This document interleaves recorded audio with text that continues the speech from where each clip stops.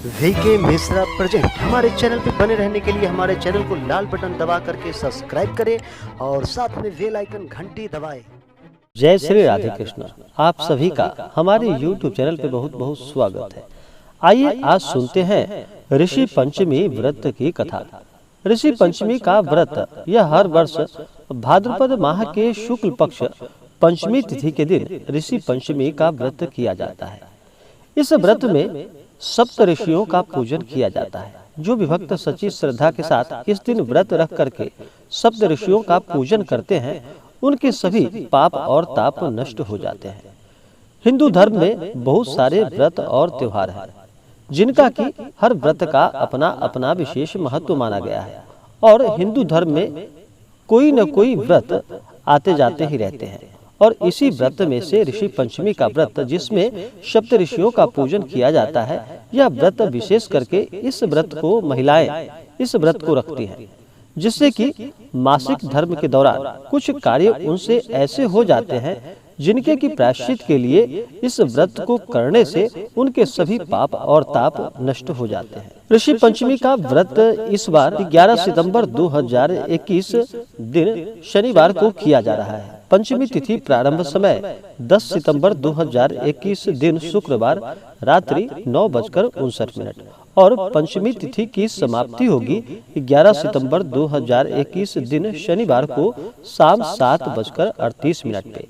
इस दिन जातक को चाहिए कि इस दिन सुबह ब्रह्म मुहूर्त में उठ करके नित्य क्रियाओं से निवृत्त होकर के गंगा नदी में या घर के जल में ही थोड़ा सा गंगा जल मिला करके स्नान करे, शुद्ध वस्त्र धारण करे और फिर व्रत का संकल्प करे।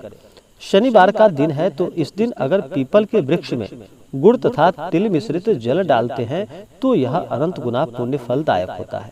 पीपल के वृक्ष में सभी देवी देवताओं का वास माना गया है और विशेष करके इससे शनि देव भी प्रसन्न होते हैं और शनि की दशा में कोई कष्ट नहीं होता है। अगर पीपल के वृक्ष में आप गुड़ तथा तिल मिश्रित जल देते हैं तो शनिवार का दिन है और पंचमी तिथि का समय है, तो इस दिन विशेष करके गंगा स्नान करें। कहा जाता है कि इस दिन गंगा स्नान करने से इसका कई गुना पुण्य फल प्राप्त होता है। और फिर इस व्रत को महिलाएं अगर रखती हैं तो वह रजस वाला दोष से मुक्त हो जाती है। ऋषि पंचमी के व्रत को अगर पूरी श्रद्धा, नियम और निष्ठा के साथ किया जाए तो जीवन के सभी दुख दूर हो जाते हैं। इस दिन विधि पूर्वक सप्त ऋषियों का पूजन करना चाहिए। इससे सप्त ऋषि प्रसन्न होकर के आशीर्वाद प्रदान करते हैं। व्यक्ति के जब पाप नष्ट होते हैं तभी जाकर के उनके पुण्यों का उदय हो पाता है और जब व्यक्ति के पुण्य उदय होते हैं तब जाकर के उन्हें सभी प्रकार के सुख और समृद्धि की प्राप्ति हो पाती है। तो आइए सुनते हैं ऋषि पंचमी व्रत की कथा। भविष्य पुराण के अनुसार एक उत्तक नाम का ब्राह्मण अपनी पत्नी सुशीला के साथ रहता था। उसके एक पुत्र और पुत्री थी। दोनों ही विवाह योग्य हो चुके थे।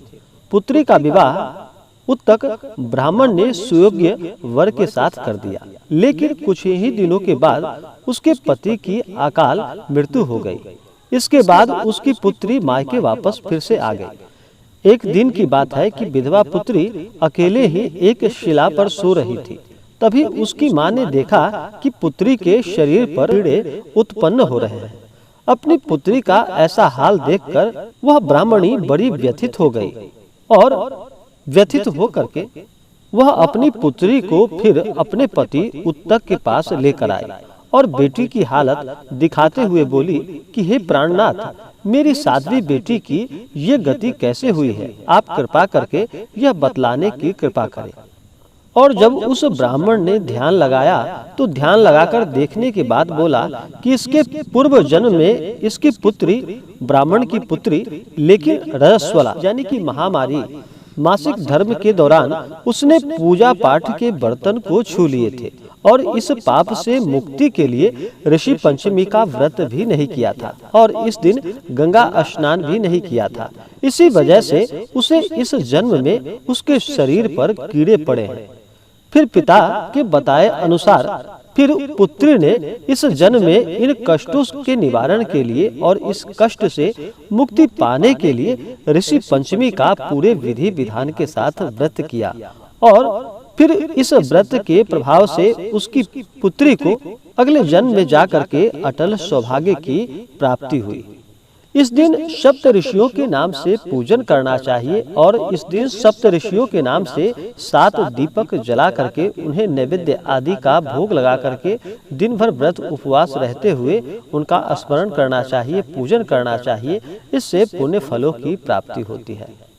सप्त ऋषि यह ईश्वर के समान ही माने जाते हैं। यह सभी प्रकार के पाप और ताप को नष्ट करने वाले हैं। इसी प्रकार से जो भी सच्ची श्रद्धा के साथ ऋषि पंचमी के दिन सप्त ऋषियों का पूजन करते हैं, व्रत करते हैं या कथा श्रवण करते हैं, उन्हें सभी प्रकार के सुख और समृद्धि की प्राप्ति होती है और सभी पाप और ताप नष्ट हो जाते हैं। किसी भी व्रत में नियम और निष्ठा का पालन करना बड़ा ही अनिवार्य होता है। किसी भी व्रत में किसी के ऊपर किसी को क्रोध इस दिन बिल्कुल भी नहीं करना चाहिए। पूर्ण ब्रह्मचर्य का पालन करना चाहिए। इस दिन शुद्ध और सात्विकता का पालन करना चाहिए। इस दिन तामसिक वस्तुओं का प्रयोग बिल्कुल भी नहीं करना चाहिए, जैसे कि मांस, मदिरा, लहसुन, प्याज आदि का प्रयोग बिल्कुल भी नहीं करना चाहिए। धर्म कर्म का कार्य करते हुए भगवान नाम का स्मरण करना चाहिए और जो भी गरीब जातक कोई अगर घर पे आता है तो उसे खाली हाथ नहीं लौटाना चाहिए। उसे कुछ दान और दक्षिणा देनी चाहिए, उसे भोजन आदि करानी चाहिए। अपने से बड़ों का सदा ही आदर और सम्मान करना चाहिए। महिलाओं का सदा ही आदर और सम्मान करना चाहिए। जहाँ पर जिस घर में महिलाओं का सम्मान होता है वहाँ पर माता स्थिर लक्ष्मी का वास होता है और जहाँ पर महिलाओं का सम्मान नहीं होता वहाँ से माता स्थिर लक्ष्मी रुष्ट होकर के चली जाती है। तो सदा ही सभी को चाहिए कि महिलाओं का सम्मान करे और उनका आदर करे।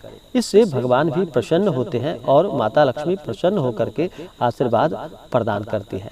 तो आशा करता हूँ कि यह जानकारी आपको अच्छा लगा हो। ऐसे ही जानकारियाँ प्राप्त करने के लिए हमारे इस चैनल को लाल बटन दबा करके सब्सक्राइब करें, साथ में बेल आइकन घंटी को दबाएं ताकि मेरे वीडियो का नोटिफिकेशन आपके पास सबसे पहले पहुंचे। वीडियो को लाइक और अपने मित्रों तथा दोस्तों के साथ शेयर करें। सुखी रहें और स्वस्थ रहें। जय श्री राधे कृष्ण। धन्यवाद।